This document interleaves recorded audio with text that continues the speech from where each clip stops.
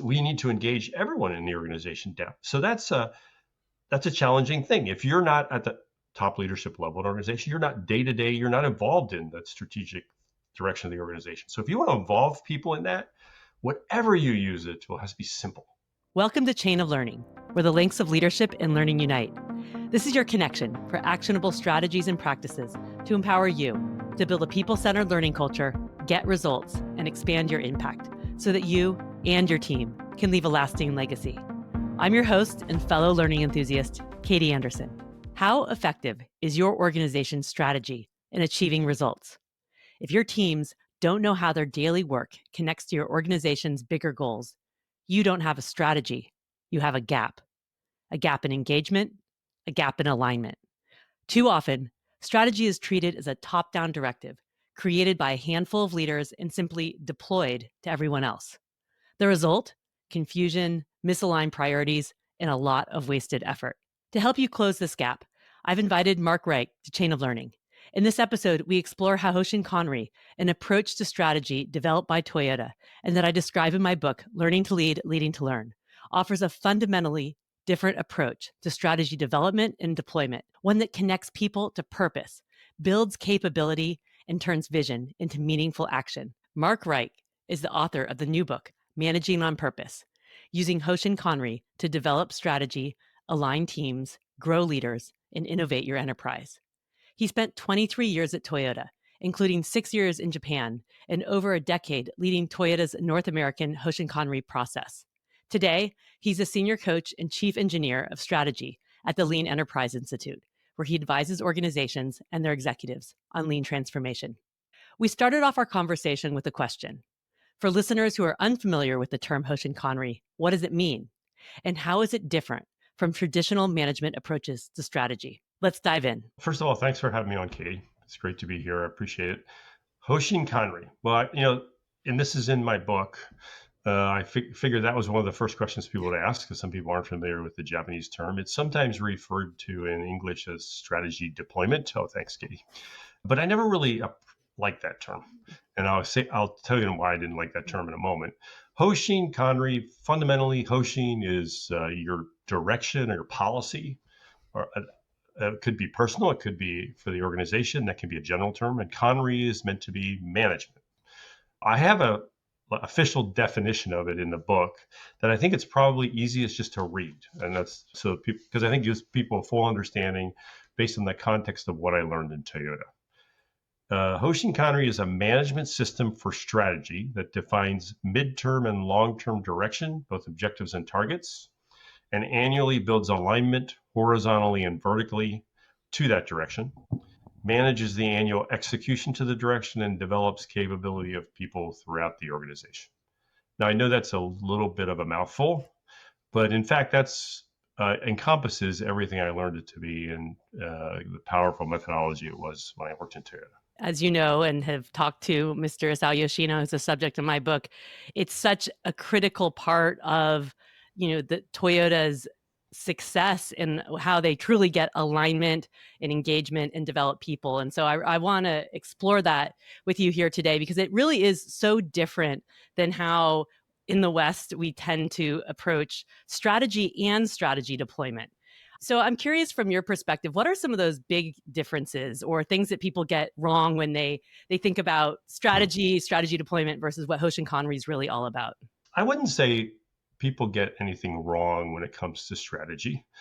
Strategy has a very broad meaning that can mean, I think, for many organizations, like the direction where you want to go, how you want to win in the marketplace. I mean, let's face it, since Michael Porter's book came out in the early 80s, there's tons of literature out there about what strategy is. What's unique, particularly around Hoshin Kanri, I believe, is, yes, it helps the organization define strategy, but also maybe there's two major differences. It's a rigorous methodology to ensure that you achieve those objectives or your vision.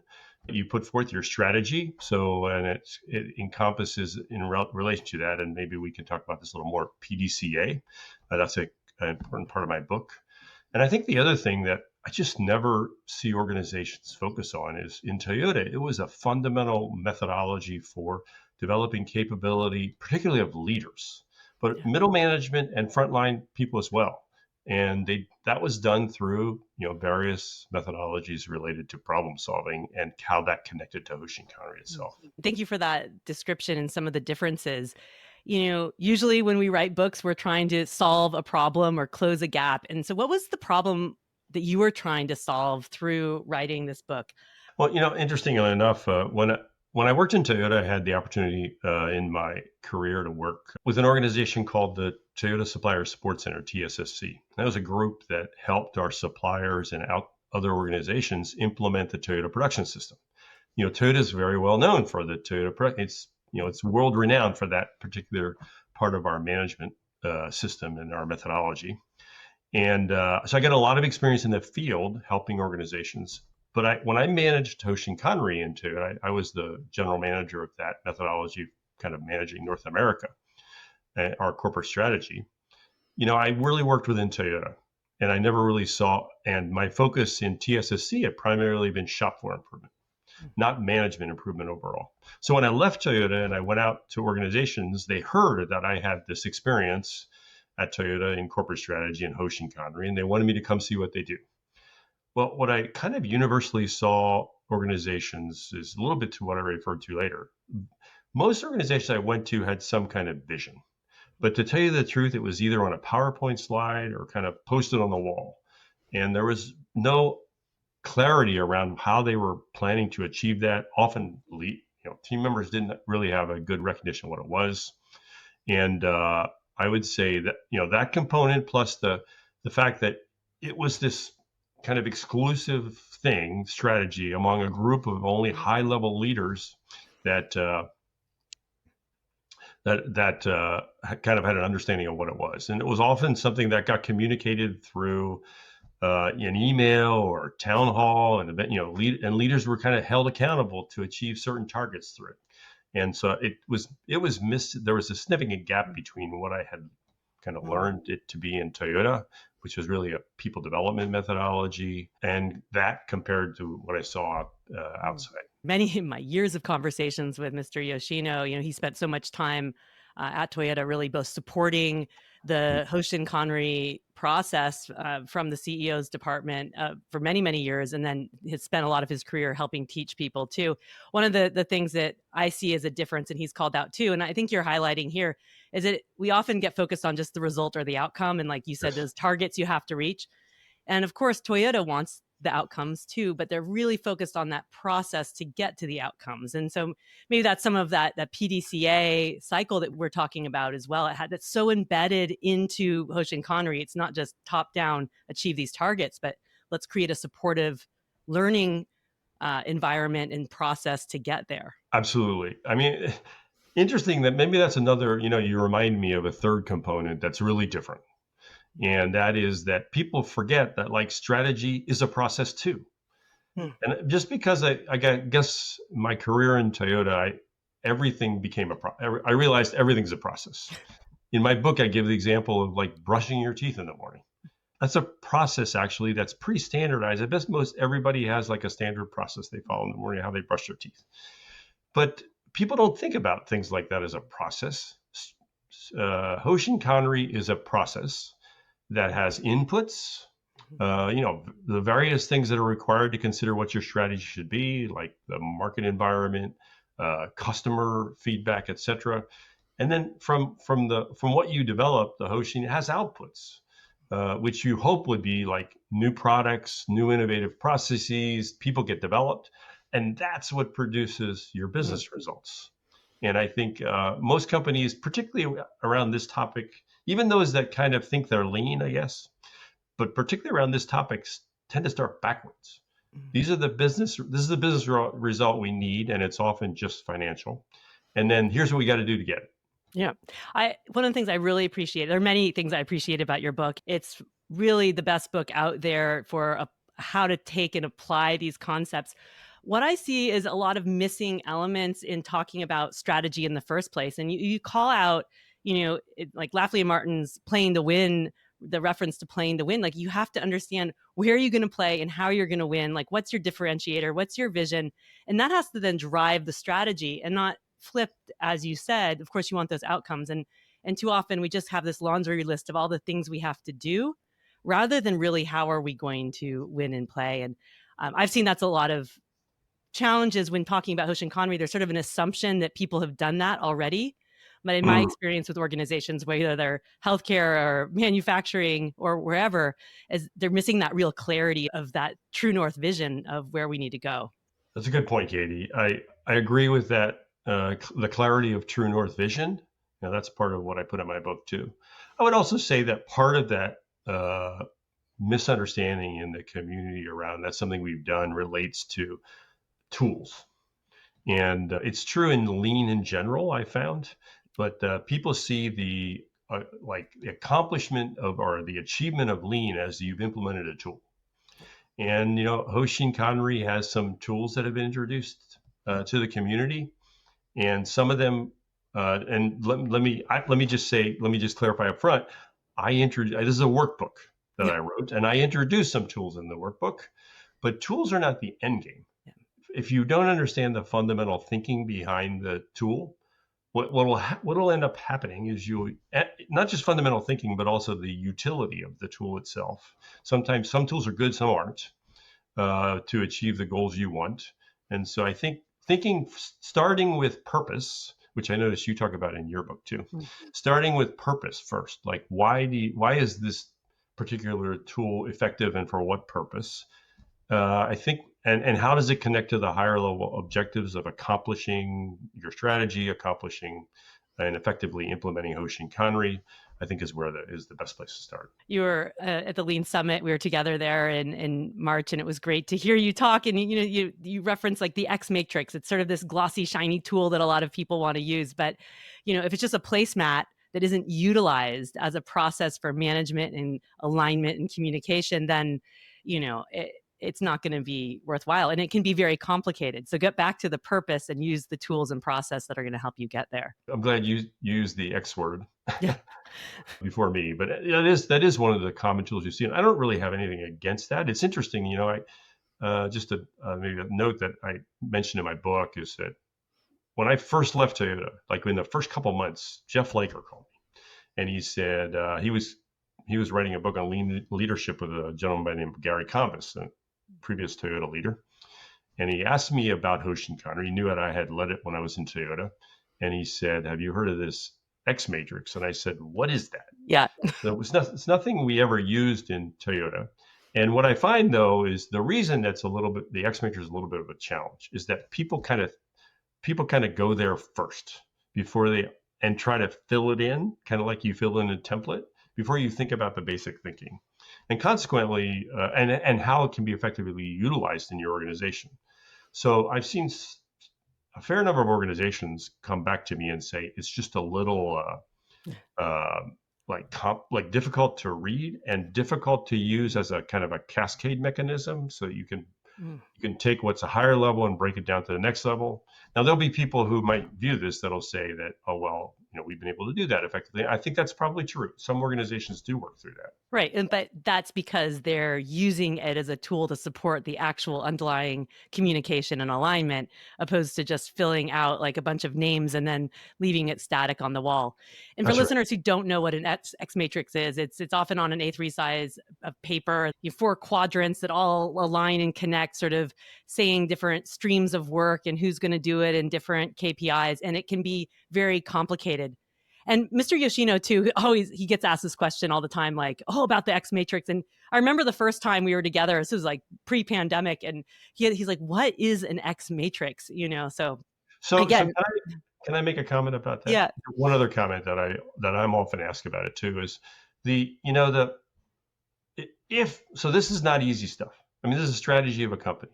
And then I'm purporting in my book that, we need to engage everyone in the organization depth. So that's a challenging thing. If you're not at the top leadership level of an organization, you're not day to day, you're not involved in the strategic direction of the organization. So if you want to involve people in that, whatever you use it to has to be simple.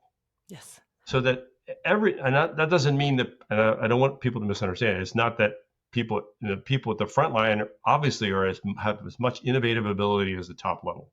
But if they want common understanding and alignment up and down the organization, whatever tool you use has to be easy for people to understand, comprehend, and act on fairly effectively. And the simpleness is supposed to be about the communication, right? How can you really distill complexity down to in a way that connects with people and they can understand? And again, that's the challenge. That's the hard part, right? The tool Right. being a simple tool actually challenges us to get down to the essence.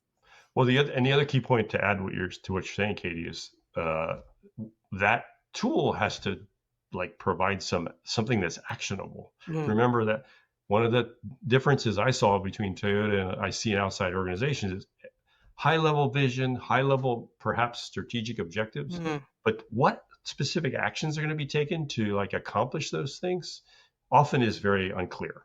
So that's an important part of the tool, has to be the ability to kind of share concretely what's actually going to be done. Let's talk about this process of Catchball and how it is used to support, the process of Hoshin Kanri going from not just the top down, but the bottom up. So, one of the differences of Hoshin versus, traditional management, as you said in the beginning, traditional management, sort of small group of people decide what needs to happen and deploy, maybe even work down. But Hoshin's really about understanding where do we need to go and how we're going to get there. And it's supported through conversation and understanding. So for people who don't know what Catchball is, maybe you could share some of that. And then let's talk about how this is such a critical part of the Hoshin Kanri process. In the book, I talk about vertical and horizontal Catchball. So let's go about vertical first. And, let me just share a little bit about how it kind of worked in Toyota as an illustration. So in Toyota, at the beginning of Toyota's fiscal year, at least it used to run on from April to March. Yeah. And so at the beginning of the calendar year, like in 1st of January, the global CEO, would issue kind of a letter. Every team member would get it. This is how our company's doing, and this is what we see as some high level things that are important for us. So that was one important input for everybody. And then as we would in North America would go about starting to develop our Hoshin, it started actually from the bottom. Departments in the organization would reflect on what they'd done.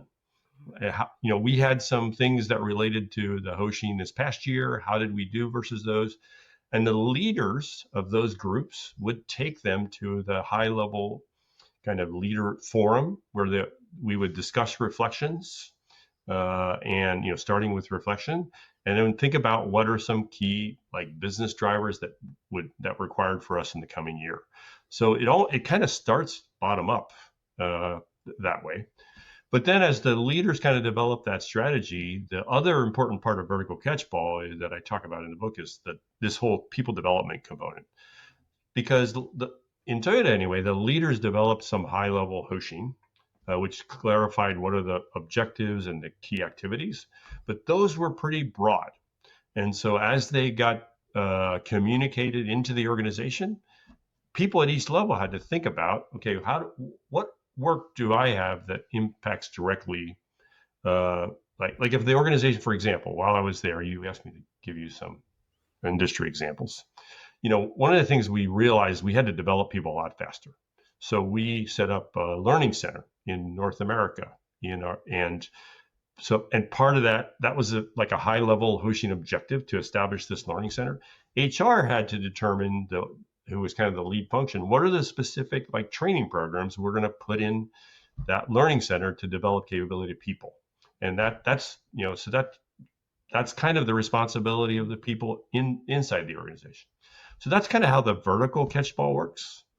Horizontal Catchball, and just my interaction in the training class that I've taught and outside that's the harder one really, because generally organizations typically are set up in silos. And so, and back to the whole idea that, that leader gets some KPI or some measurable thing that they got to achieve, and that's their target. And often that's very silent. It's a cost reduction initiative or whatever. And so part of the beauty of the system, I think, is, corporations don't determine direction in silos. They determine direction based on what the company needs. So in the case study in the book, they're a lawnmower company, and they need to develop an electric mower.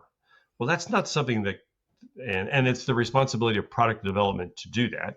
But obviously, they can't accomplish that on their own. They've got to get buy-in from manufacturing to ensure that they can manufacture it well and deliver it on time. They need buy-in from marketing and sales to kind of think about how to sell this to the marketplace. So that type of learning is new learning for executives too. And I know that I might lead you to another question. Maybe I'll stop there. But there's a different. We refer to it as learning by responsibility as opposed to authority. And learning through the Leading influence, right? Leading that way and having the conversations. Before I started my own consulting practice, I worked in healthcare, and we were trying to apply Hoshin Kanri. And one of the challenges was trying to help leaders have these catchball conversations because it was so different than what they were used to doing.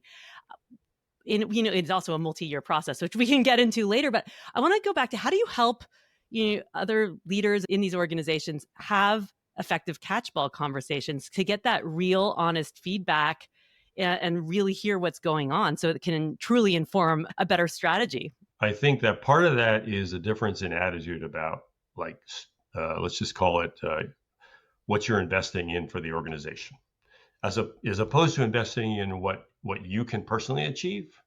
The organization has to value, and individuals within the organization have to value what the organization can achieve. So meaning that if we collaborate together on a given initiative, like the example I was just giving earlier about the electric mower being launched, and I think probably if we agree, we can come to agreement on how that may happen, how to achieve that objective of launching that mower. But the organization, to a certain extent, also has to be able to support that. Meaning, let's talk about the elephant in the room, which people often get concerned about, is the incentives. If our leaders incentivized to collaborate, that's often not true in organizations. So leaders have to be incentivized to be able to work across the organization. But there also has to be a certain amount of I think it's a learned behavior.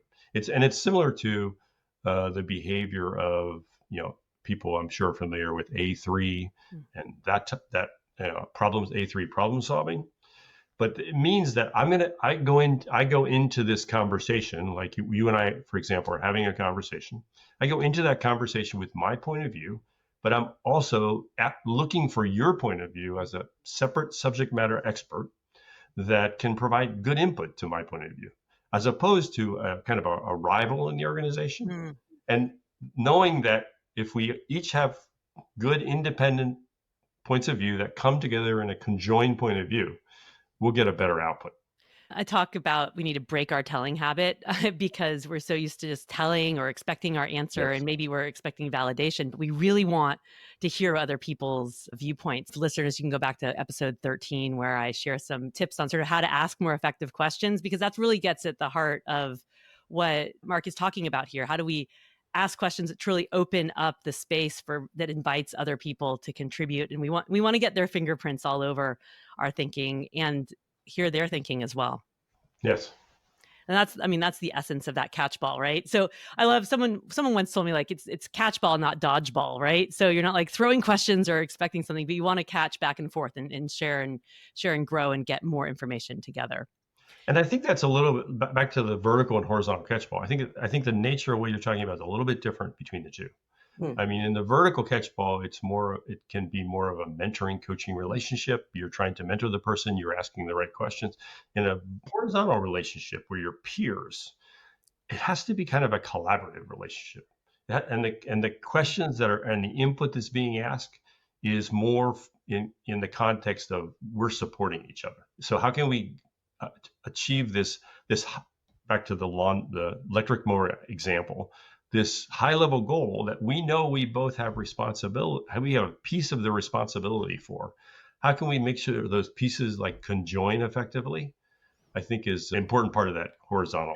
That's a really helpful distinction too, right? So we still want to be inviting with good questions, but the relationship is different within whether talking horizontally to a peer that you need to collaborate and be aligned on versus the vertical, which is how are we aligning all the work up and down within our sort of silo or functional area. But the most important, what I'm hearing you say, is having those conversations so that Yeah. we are getting the inputs and getting the understanding, both the alignment and then the engagement too as a people development Yeah, process.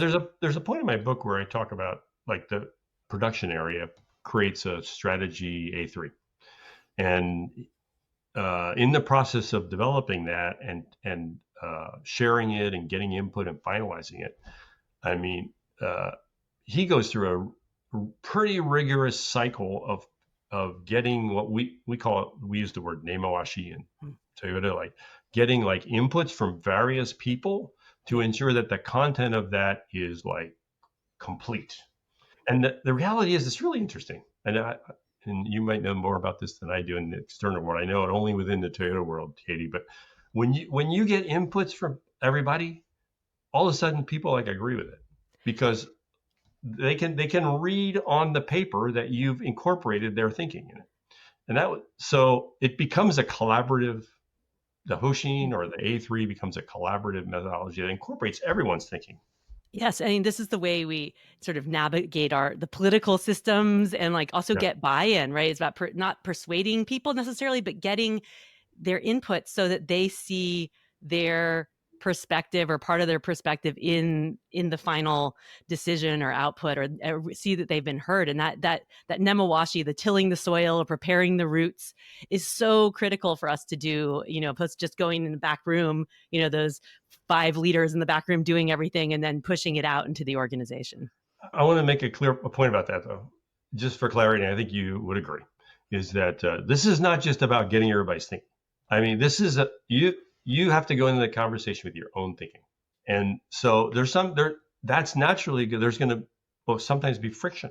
I mean, not every time are you going to agree with someone's thinking. So how to navigate that is like an extremely important part of this methodology, I think. Let's dive into that. So how can leaders, retain their perspective and still, have these catchball conversations effectively? Or how have you helped leaders when they're working on this? Well, there's a couple different things. I mean, there's a wonderful book by Daniel Kahneman. He's the gentleman who wrote Thinking Fast and Slow, Nobel Prize winner. He wrote another book with some other people called Noise. That's really interesting too. But he did some pretty like important scientific research that when I read, it's like, wow, this validates exactly the methodology Toyota did relative to its way of thinking and getting input to ideas. And that is, it's much better for an individual and much more productive for an individual to do their own thinking and take that to a group or to a peer or whoever, and then get input, as opposed to just sitting in a room together and brainstorming. Because what happens when you do that is there tends to be a predominant voice that naturally rises out of the room and becomes their like idea. So I think that's step one. And then step two is kind of building, I think it's a learned capability, but it's building the willingness to consider like what is really the best solution. It may not be 100% like what I agree with, but willingness to try the solution that's being proposed. And there may be some sticking points where you can't agree. And in that case, the person who's proposing the idea may have to adjust the idea. So I think there's a little bit, that's kind of this little bit of like back and forth and understanding people's ideas. And ultimately, it is the more senior leader who has the responsibility to make that decision. So, That's right. gathering the inputs and then saying, with all these inputs, this is the direction we're going to go, right? And now Absolutely. let's figure out how to get there. At the beginning of our conversation, Mark, you mentioned PDCA, plan, do, check, adjust, or plan, do, study, Yes. adjust, as it's sometimes referred to. And it is a critical part of, I would say, almost anything at Toyota or that we consider in lean, from problem solving to strategy and Hoshin. So let's talk about the critical role of the PDCA process within a Hoshin framework. Well, you mentioned at the beginning of this podcast about the importance, or I saw somewhere anyway, the importance, equal importance of this. Maybe I saw it in your book. You didn't mention it, but the equal importance of like Hoshin Kanri and its methodology relative to like TPS and Toyota. And I think Hoshin Kanri was really critical to Toyota's success. And it came out of Edward Deming's teachings in the 1960s around PDCA, and the idea for Toyota that they needed to develop and build quality. And it wasn't just Toyota; it was other companies too. Build quality not only into the like manufacturing process of the final product, but into each step of the process leading up to that, including product development, including administrative processes like HR or finance that supported that methodology. And they saw Hoshin Kanri as a way to do that. But in terms of the Hoshin Kanri, my book is built around actually the flow of the book is built around PDCA. It's a story of a company, as I mentioned, True Mowers, that's going through the process of implementing Hoshin Kanri really in their first full year. And it starts with plan. How do they go? Which means what are the inputs that they need to develop their strategy, and how do they go about developing that? Then based on that, how do they go about executing on that strategy? And there's, I introduced some methodology of how organizations can follow up rigorously to ensure that even with small PDCAs, like month to month, how are things going?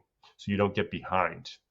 And then going back and checking the C in PDCA of how you did, are you on track? And then the action, which is like evaluating how we did. And that's evaluating not only how we did relative to like targets we set, those are important, but also like the plan we put together. Did we achieve the plan we expected? Did we achieve the objective we set forth we said we would do at the beginning of the year? And then a really important part of the book, I think, is that what organizations don't do enough of is moving things that they've accomplished into standardized like management, to what daily management. Take it off the plate of top leadership and off of the plate of the Hoshin, and then bring in something else. That's how organizations can adjust quickly, and it's a pretty like boisterous environment out there right now. So Yeah. organizations need flexibility. Yeah, flexibility, and that's a really important point you just called out. It's like the difference between strategy and also just the daily management of the business that we're in. And challenge I see in a lot of organizations is they push all that together and aren't making a distinction truly what's our strategy versus what should be just normal lights on doors open operations. And then a lot of senior leaders end up spending their time maybe in the wrong spot. Yeah, I'm working with a fairly large organization right now I won't name names, but it's a world-renowned organization. And they have a pretty rigorous, I would say, daily management system in place. They've had it in place for a long time. On top of that, they put in what they thought were kind of strategic plans, but that eventually kind of to a certain extent devolved into like measurable result, like deliverables. Mm-hmm.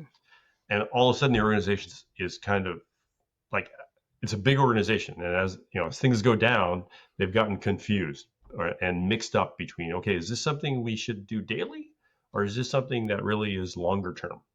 And, or it is, it's better to distinguish those things and because one of the key objectives here of the Toyota way of thinking, TPS, Hoshin Kanri, we want decision making made at the lowest possible level in the organization. And so the more things that get piled on them, it's just like an avalanche of all these metrics. So how can we just get them focusing on what's really, and the other thing that's also, sorry, Katie, to keep going, but the other thing that's also critical is that many organizations think, well, if it's not on the Hoshin, it's not important. That is so untrue. In Toyota, honestly speaking, the daily management stuff's more important. Really, I mean, for us we have to make every day, every car has to be good quality, low cost, delivered on time to the customer. And it's critical. So distinguishing those two is important. That's great. Again, we're excited there. No, it's so important, and these are critical insights for organizations who are trying to become, as we might say, more lean, but really using the different components of Hoshin Kanri, of daily management, of a Kaizen mindset, and all these parts work together. I want to go back to the PDCA, Mark, and one of the things I've experienced in my 20 plus years of working in the world of continuous improvement is that we get so focused on plan, do, plan, do, plan, do that we're not very good at the components you talked about, the check, adjust. And so we're not really doing the reflection, the time for studying and making adjustments. And I see a lot of, Western companies like, oh, we just got to keep doing. And so they're not taking the time to truly understand and learn. And my experience with Toyota, from learning from you and John Shook and Jim Womack, and of course, Mr. Yoshino, is that the Hansei, the study and adjust part is the sort of the critical part for learning. Mr. Yoshino says the only secret to Toyota is its attitude towards learning. And that's where that learning happens. And he shared that, Toyota does a really good job of making set time for that reflection and the check adjust to be happening. And I observe that doesn't necessarily happen so effectively at Western companies. I'd love to hear your perspective on how you help companies truly embed the time for reflection in their Hoshin process to really make that whole PDCA cycle work. Yeah, that's a great question. I mean, I think that there is a tendency to make things to do what I refer to is often referred to as the plan, do, check, abandon cycle. But that I think in a way that's a flippant remark that's not so helpful, even though I use it myself a lot. I think what happens really is organizations aren't sure exactly how to go about doing that check and act, like you said. And so it's like anything else. And what Toyota did effectively, and what I've seen outside of Toyota, not organizations struggle to do, is to really go about define when you hit that. Like, let's use Hoshin Kanri as an example. It's not the only application of PDCA, but using Hoshin Kanri as an example, when you get to the end of the year and you're reflecting on what you did, you really need to go back and look at what was the process you followed through the course of the year. And everybody needs to do that. That's why you need good process planning. You need good planning in place at the beginning of the year to see, okay, well, we wanted to achieve a certain objective. And this is the plan we had to achieve that objective, the steps we put in place. And these are the targets we achieved. Well, okay, maybe we achieved the target. Maybe the plan we put in place was terrible. We ended up, and I see this happen in the construction industry. I work a fair amount in the construction industry, and they live and die by project plans. And they're not, honestly, they struggle with them because what happens often in the construction industry, everything gets delayed. But if you're building a stadium and there's got to be a football game, and I work with a company that does this, and there's going to be a football game on September 1st, that has to be done. And so all the labor and all this intensity gets pushed into the last 6 months of the project, and it kills people. And so I think that's because they're not doing good reflection in PDCA in cycle. And so we need to see, and they're also not visualizing effectively the plan and a header behind how we're doing versus plan. So I think those are critical building blocks of making good PDCA. It's easy to say PDCA. In the book, the other thing I introduce as part of the sustainability that's critical is organizations, even if you go through Hoshin Kanri once, it takes a year. But you've now created, to a certain extent, it's true in every organization, you created what I call a de facto standard. That's the process you follow. It might not be the best because not everything worked effectively. You didn't achieve all your goals, but you've done something. So we need to write that out.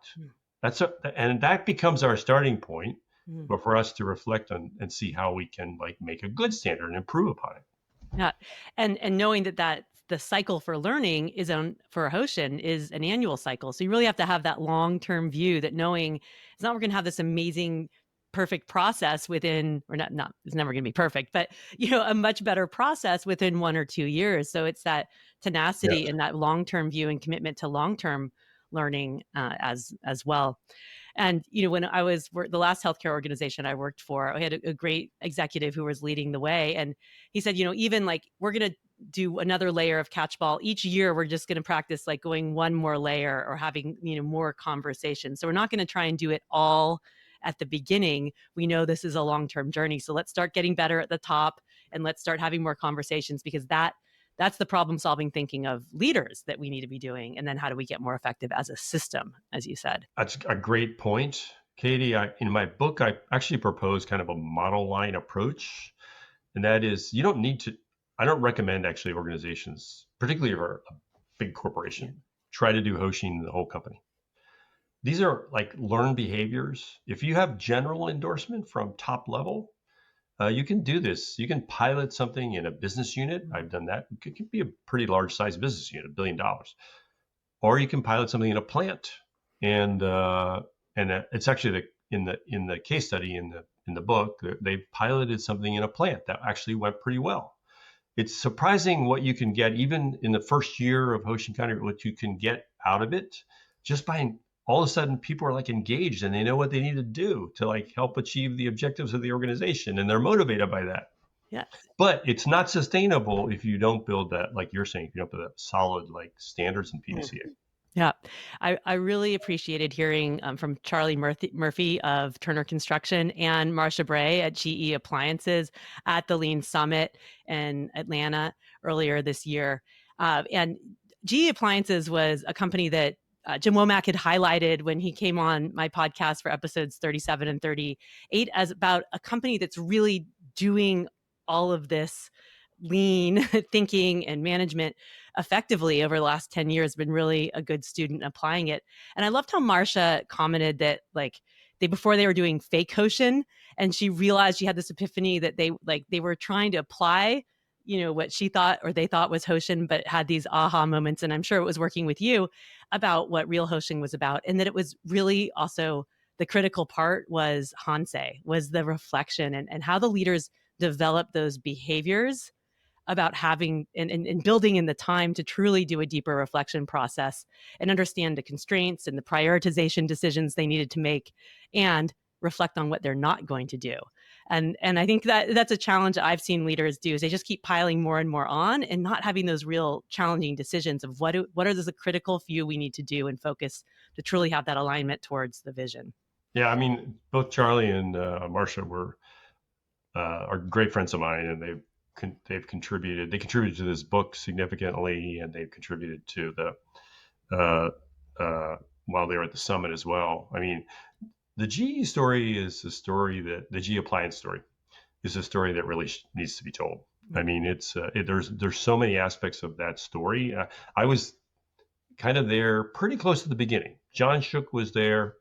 When I first left Toyota and joined the Lean Enterprise Institute, even before I was officially a team member, John said, because they're in Louisville, I live in northern Kentucky. He said, you should drive down and meet Rich Calvaruso and Marcia Bray at GE Appliances.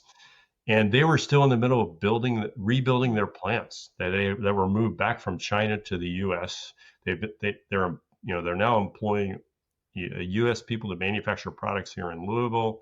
It's a great story from that perspective, but it's also a great story of an organization that, I mean, let's face it, GE is a storied history, and they were going way back, way back over 100 years. So and what's happened to them in the recent decades is a little, in some sense, troubling, but it's wonderful to hear like what they've done in their organization to make a change over the last 10 years. And I was lucky enough to be a part of that in the beginning. Well, it's a great example, exciting, because it's Toyota is so unreachable for it's been doing it for most companies or organizations. It's been doing it for so many years, and when we try and just copy or emulate what they've done, it feels frustrating because we're not there, and it's that cycles of learning. So organizations that are a little closer shows that it's possible if we keep that long-term view, focus on people, focus on what's most important, and keep learning. Great. So to wrap up our conversation, in addition to, of course, getting a copy of your book, Managing on Purpose, which I highly recommend to listeners because it really is a fantastic, not just book, but a workbook where Mark shares the story of this lawnmower company, but also a lot of insights that he has from working with organizations around the world, not just from Toyota. But Mark, what is your top recommendation for lean practitioners or leaders who are wanting to get started with Hoshin Kanri? Well, the easy thing for me to say is read my book. Yes. But I think, but then again, I wouldn't, if I said read my book, of course I'd love you to read my book, but what I learned in Toyota was the thinking way I learned in Toyota was kind of do first. And that was really like strongly impressed upon me while I was particularly with the Toyota Supplier Support Center, where we went out and implemented Toyota production system in plants.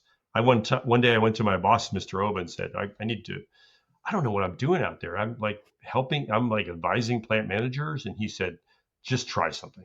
He said, whatever you break, I can fix, which was interesting to me because occasionally we did do things that weren't like perfect in an organization, and he had to come and help us give advice. But I think, try it. Take a part of your organization, and I think referring to the book is helpful. Take a part of your organization and pull together leaders that are like supportive, and see how can we try this in a subset of the organization where we have good input and people, and then set up a process that will engage the organization to kind of try it and see how you do in the first year, and then just start reflecting and take that if that's not at the company level, take that up to the CEO and share with them what your results have been. So try first. Great. And reflect and learn along the way, of course, Yes. as well. So try and learn your way forward. That's great advice. And thank you again, Mark, for coming here. There's so much goodness in your book, Managing on Purpose, and it's a great read. So again, I encourage listeners to go pick up a copy. And I look forward to continuing the conversation in the future, Mark. It's been great having you here. Yeah, thank you very much, Katie. As you reflect on this episode with Mark Reich, think about the critical elements we talked about for setting Hoshin Kanri up for success. Not to just be a repeat of your organization's current strategy process, repackaged in a new format, but reimagined and recreated with a new process to achieve your strategic vision. There are a lot of important insights that we shared here, but a few stood out to me that I wanted to emphasize from my experience. 1, don't get stuck on the tools. As I often say on this podcast, it's not about the tools. It's about the thinking process and the behaviors that support the tools and that support the learning. 2, remember the importance of Hansei, of reflection. Build it into your process of Hoshin Kanri and don't skip it. Don't let it be a plan, do, check, abandon, as Mark said.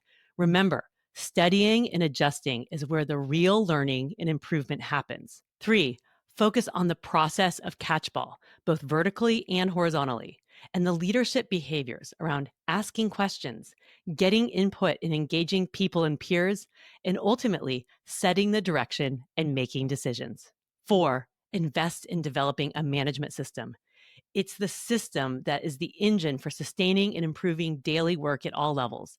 Not developing a real functioning management system led by leaders is one of the failure points of lean transformation that Jim Womack called out back in episode 37. And 5, remember that Hoshin Kanri is a long-term investment. It takes years to learn and advance and refine, but it's so worth it in engaging your people, aligning them on a shared vision, and ultimately innovating your way to long-term success. So it's time to get started. Take Mark's advice and figure out where and how you can learn by doing. Find that group of engaged leaders and set the process up as a learning experiment. What do you expect to happen? And then reflect on what actually happened. Learn and continue to grow and expand the practice. It's about learning by doing through reflection and adjusting. That is the key. In addition to Mark's book, Managing on Purpose, which is a great resource for how you can get started or refine your Hoshin Kanri process. If you want to learn more about the history and application of Hoshin Kanri at Toyota, I invite you to pick up a copy of my Shingo award-winning book, Learning to Lead, Leading to Learn, in which I document Isao Yoshino's insights from 40 years at Toyota. It was the way that I described Hoshin in the book that Larry Culp, the former CEO of GE and now CEO of GE Aerospace, told me is what led him to recommending learning to lead, leading to learn to all GE employees globally several years ago. You can also listen to Mr. Yoshino back on episodes 21 and 22 of this podcast, where we explore the skills and behaviors needed for effective leadership, including Hoshin. In this episode, Mark and I also reference many important behaviors and skills that executives and change leaders alike need in order to lead transformations and set Hoshin Kanri up for success, including how to get buy-in and navigate politics by getting the fingerprints of others through the process of nemawashi, have effective conversations by breaking the telling habit, and how to become a tactical strategic aligner, all of which are part of my Catalyst Change Leader model. If you haven't already done so, be sure to download my free Catalyst self-assessment that covers all 8 competencies that you need to master to move from continuous improvement practitioner to transformational change leader at kbjanderson.com/catalyst, spelled with a K. And be sure to go and listen to episode 9 of this podcast to learn more about each competency. If you're enjoying the podcast, I'd love to hear from you. Please leave a rating or review on your favorite podcast player. Your comments about what you're learning from Chain of Learning helps the podcast reach others, and in doing so, helps us all strengthen our chain of learning together. Thanks for being a link in my chain of learning today. I'll see you next time. Have a great day.